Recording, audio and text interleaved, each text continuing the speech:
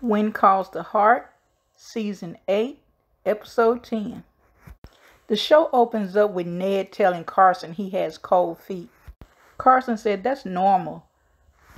Ned said no, literally I have cold feet. Maybe it's poor circulation. He meant it the first way. He just wanted to say he literally had cold feet because Paul, Florence's son, was nearby and he didn't want him to hear it. While Ned and Carson was talking, Bill walked up and said, "Hold on, Carson. I don't think you're in any position to give advice on getting married." Lee walked up. Carson, Bill, and Ned were standing on what looked like a dock. Lee said, "Hey fellas, what's up?" Bill said, "Ned's trying to retreat." Carson said, "That's not exactly fair, Bill." Lee said, "What, you don't want to get married?" Mike said, "Good morning." Lee turned around and said, "Ned doesn't want to get married anymore." Jesse, who was standing next to Mike, said, "Marriage can be awfully tricky." Lucas came up behind Carson and said, "Everything all right out here?" Mike said, "It's over between Ned and Florence." Nathan rode up and said, "Gentlemen, is there a problem I can help with?" All the men were talking at the same time. Nathan couldn't understand what they were saying. When they switched over to the ladies, they were doing the same thing, talking over each other. Fiona said, "Ladies, ladies." Molly whistled and said, "Ladies." "Fiona doesn't need your opinion to help Florence decide how to wear her hair." Fiona said, "Thank you, Molly." Molly said, "So if you will excuse us." Fiona said, "Molly, that includes you too." Molly said, "I'm the bride's best friend." The ladies started talking over each other again. While they were talking, Fiona backed up and closed the door. Elizabeth walked into the dress shop and said, "Hi." Rosemary turned to face her and said, "Oh, hello," and went back to arranging the clothes on the rack. Elizabeth walked up to her and said, "I don't like how I have behaved lately. I haven't been myself, especially when it comes to our friendship. I'm sure you would agree." Rosemary turned around and said, "We all face life's challenges in our own way. Friends remain friends." Elizabeth said, "I think I'd like for us to set aside our difficulties and focus on Ned and Florence." Rosemary said, "Absolutely. I feel that way as well." Elizabeth nodded and walked away.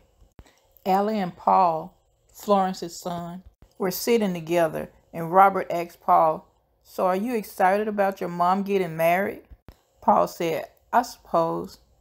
Then Robert asked Allie, "Have you a lot of calls to come in?" Because Allie is taking over the switchboard. She said, "Only 2, and one was the wrong number. But I've been talking to Paul so much that it hasn't been boring at all." Paul asked Robert, "What are you doing?" Robert said, I'm just delivering mail for Mr. Yost." Paul said, "Can I go with you?" Robert said, "Sure." They went to Ned to get the mail, and Allie slumped in her seat. She was trying to make Robert jealous by saying she and Paul were talking so much she wasn't bored. But I guess Paul was bored. Henry came in and said, "Ned, you ready for this afternoon?" Ned said, "I'm not sure I can go through with it. Most folks don't know this about me, but I get stiff-necked when I'm backed into a corner." Henry said, "Well, if you're not ready to get married, you're not ready to get married." Ned said, "But everybody's telling me that I have to." Henry said, "Maybe today just isn't the day." "Ned, you have a good heart. Trust it." As Henry was walking away, Ned said, Henry, will you be my best man?" Henry said, "What made you change your mind?" Ned said, "Well, if I'm feeling backed into a corner, it's best that I'm not alone. And you have always been in my corner. Will you say yes?" Henry said, "It would be my privilege, Ned." And they shook hands. Lee and Joseph were at the church. Lee said, "I'm a man of moderate faith. In fact, I feel like a fraud being the head of the pastor search committee." Joseph said, "What you believe does not affect our friendship, at least until after you help me put this bell up there." He pointed up to the top of the church. They laughed. Fiona and Florence were looking for hairstyles with no luck. There was a knock on the door. The man said he wanted a trim. Fiona said the shop is closed and the next barber shop is in Union City. He said, all that way? Well, you must be running a crackerjack trade. I have no idea what he meant by that. Maybe he was saying she didn't really want to make money in her business. He wanted to know if the owner would be interested in selling. She said, I'm the owner, and no, I'm not interested. He said, it doesn't hurt to ask. You have a nice day, miss. As the guy was driving off, Jesse saw him and began yelling, hey, hey, somebody stop him. He began to chase after the car and yelling, somebody stop him. He tripped and fell. Carson and Faith ran over to him. Carson said, Jesse, are you okay? Jesse said, don't worry about me, get him. Fiona ran up and said, Jesse, who was that? Jesse said, that was the man who stole mine and Clara's savings, lousy thief. Elizabeth was walking across the street, said, Katie, welcome home. Katie picked up her suitcases and walked past Elizabeth like she hadn't said anything. Elizabeth said, Ned. Ned said, she just told me she doesn't want me getting married. Elizabeth, that's my little girl. What do I do?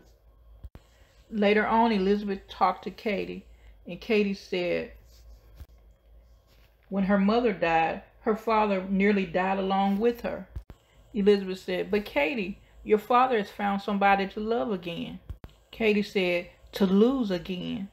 Elizabeth told her there will always be uncertainty in life. If we start avoiding those things that may hurt, well then our greatest risk is possibly never experiencing our greatest joy. Ned went to the salon to speak with Florence. He told her he had cold feet. She said, I'll have to knit you thicker socks. Ned said, you always think the best of me. Florence said, why wouldn't I?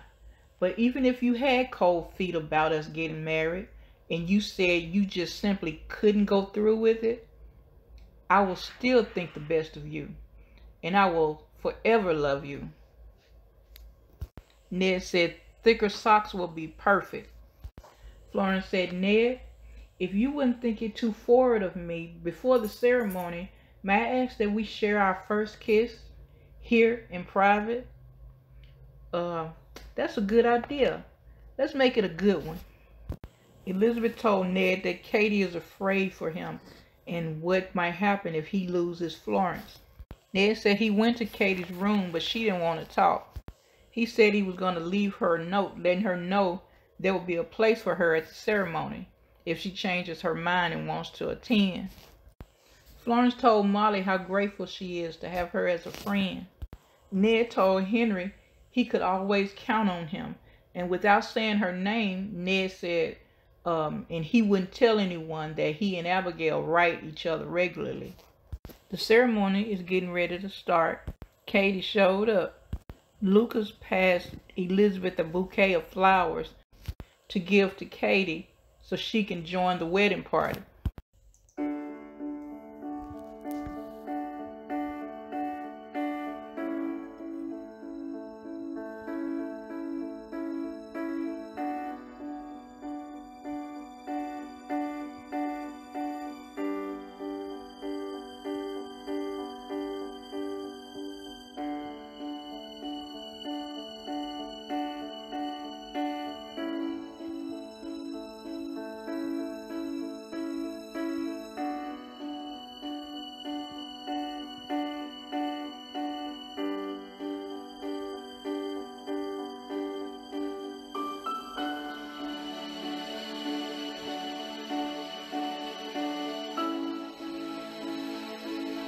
At the reception, Nathan walked up to Lucas and said, Lucas?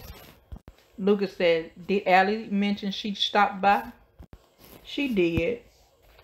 I don't think Allie should be caught in the middle of this. Thank you for your concern. Allie's been through a lot already, and I don't like adding to it. It seems to me you can avoid that by not pressuring Elizabeth.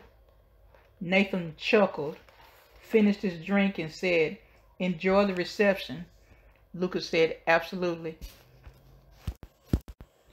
As Nathan was walking away from Lucas, Elizabeth stared at him as he walked by.